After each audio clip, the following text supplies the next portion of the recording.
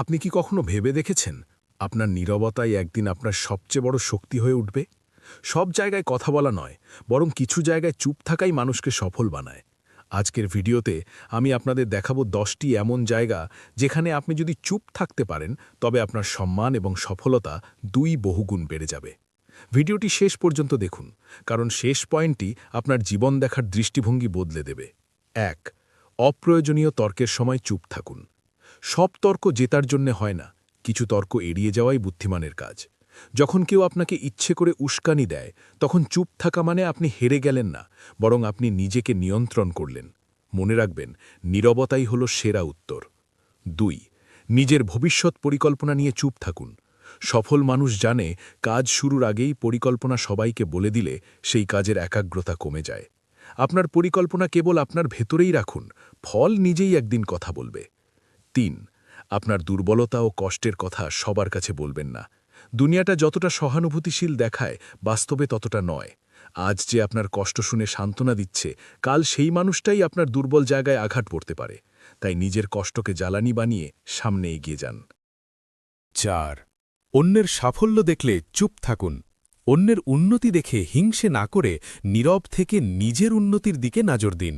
মনে রাখবেন, অন্যের সাফল্য আপনার ব্যর্থতার প্রমাণ নয়, বরং আপনার জন্য একটি শেখার সুযোগ। ৫.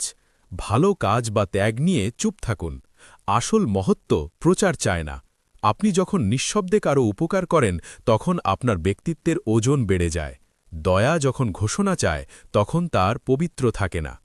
৬. রাগের মুহূর্তে চুপ থাকুন। রাগের মাথায় বলা কথা তীরের মতো কাজ করে, যা একবার মুখ থেকে বের হলে আর ফিরিয়ে আনা যায় না।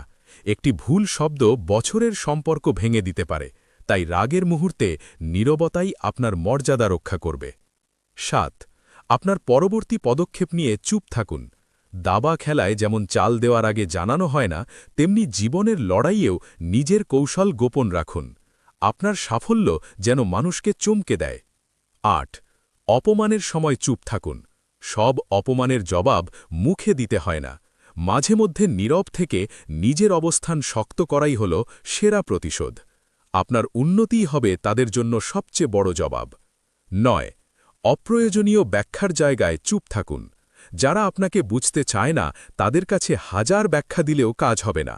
আপনার কাজই আপনার হয়ে কথা বলবে। আত্মবিশ্বাসীরা কখনো অকারণে সাফাই গায় না। ১০.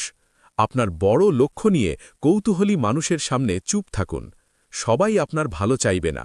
অনেকে কৌতূহল দেখিয়ে আপনার তথ্য নিয়ে আপনার পথেই বাধা তৈরি করবে, তাই লক্ষ্য ছোঁয়া না পর্যন্ত নীরব সাধনা চালিয়ে যান।